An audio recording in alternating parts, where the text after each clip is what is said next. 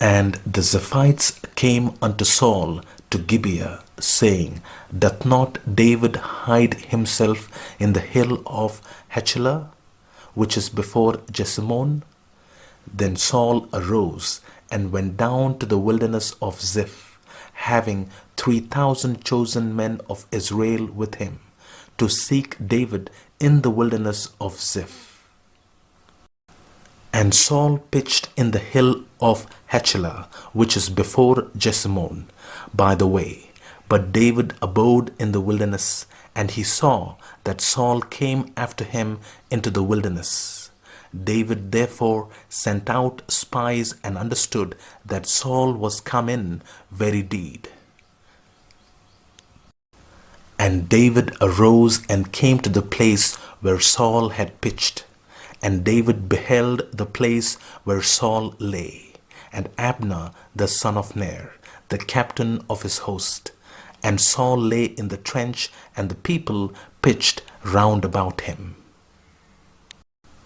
Then answered David and said to Ahimelech the Hittite, and to Abishai the son of Zeruiah, brother to Joab, saying, Who will go down with me to Saul to the camp? And Abishai said, I will go down with thee. So David and Abishai came to the people by night.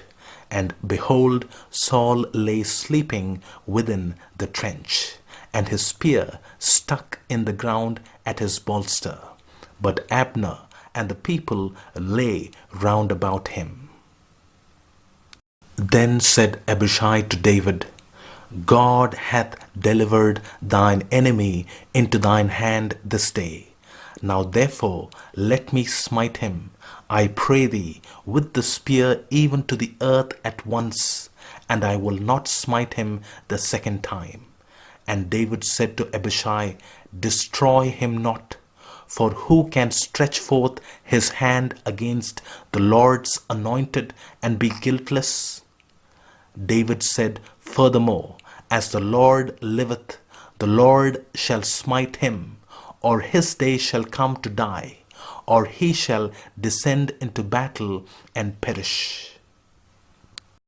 The Lord forbid that I should stretch forth mine hand against the Lord's anointed. But I pray thee, take thou now the spear that is at his bolster, and the cruse of water, and let us go. So David took the spear and the cruse of water from Saul's bolster, and they gat them away. And no man saw it, nor knew it, neither awaked, for they were all asleep, because a deep sleep from the Lord was fallen upon them. Then David went over to the other side and stood on the top of an hill afar off, a great space being between them. And David cried to the people and to the Abner the son of Ner, saying, Answerest thou not, Abner? Then Abner answered and said, Who art thou that criest to the king? And David said to Abner, Art not thou a valiant man? And who is like to thee in Israel? Wherefore then hast thou not kept thy lord the king? For there came one of the people in to destroy the king thy lord. This thing is not good that thou hast done. As the Lord liveth, ye are worthy to die, because ye have not kept your master the Lord's anointed. And now see where the king's spear is, and the cruse of water that was at his bolster. And Saul knew David's voice, and said, Is this thy voice, my son David?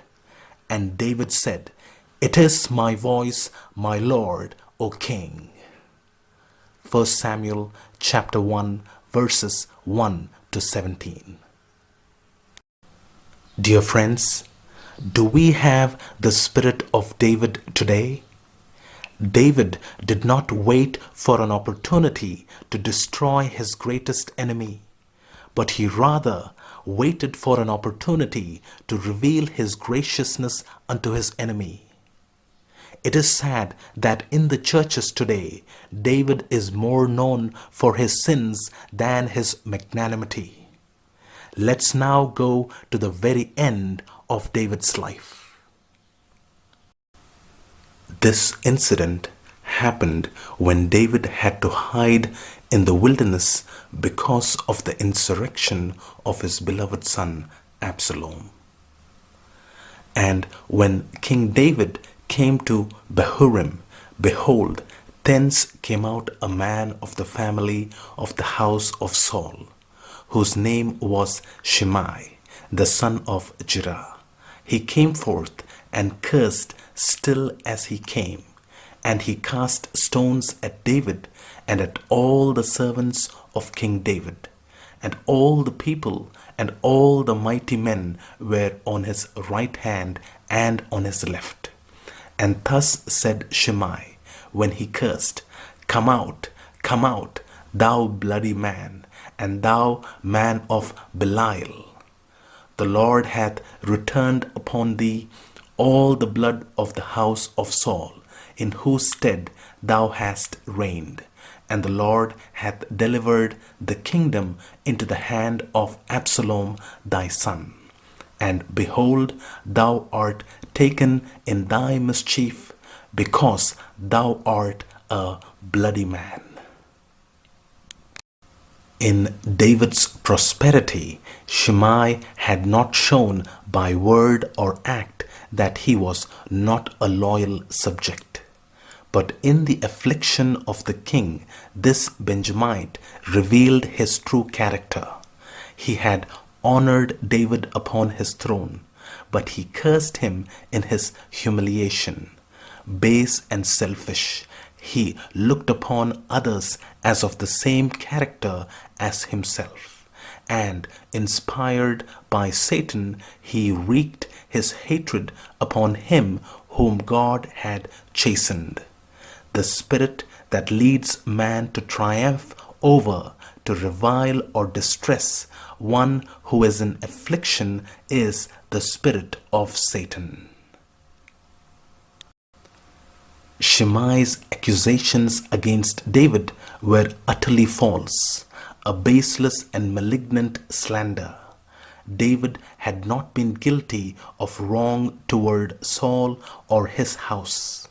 When Saul was wholly in his power and he could have slain him, he merely cut the skirt of his robe, and he reproached himself for showing even this disrespect for the Lord's anointed.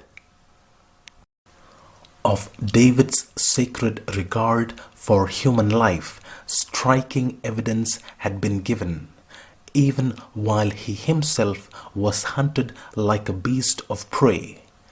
One day, while he was hidden in the cave of Adullam, his thoughts turning back to the untroubled freedom of his boyhood life, the fugitive exclaimed, "Oh, that one would give me drink of the water of the well of Bethlehem, which is by the gate."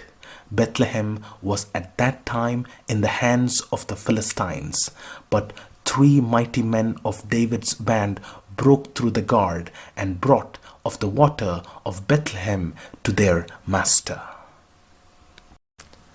David could not drink it. "Be it far from me," he cried. "Is not this the blood of the men that went in jeopardy of their lives?" And he reverently poured out the water as an offering to God. David had been a man of war. Much of his life had been spent amid scenes of violence. But of all who have passed through such an ordeal, few indeed have been so little affected by its hardening, demoralizing influence as was David. David's nephew Abishai, one of the bravest of his captains, could not listen patiently to Shimei's insulting words. "Why," he exclaimed, "should this dead dog curse my lord the king? Let me go over, I pray thee, and take off his head." But the king forbade him. Behold, he said, my son seeketh my life. How much more now may this Benjamite do it? Let him alone, and let him curse, for the Lord hath bidden him. It may be that the Lord will look on mine affliction, and that the Lord will requite me good for his cursing this day. Taken from the book The Patriarchs and Prophets, page 776. Dear friends, though we need to take warning from the terrible sins that David committed, but what should fill our hearts should be the magnanimity of David and not his faults. In the book The Patriarchs and Prophets, a chapter has been dedicated to the magnanimity of David, which has about 15 pages describing the great heart of David. You may now understand why God called David a man after his own heart. On this blessed Sabbath day, I invite you to examine your heart to see if you have the magnanimous heart of David, the greatest king Israel ever had.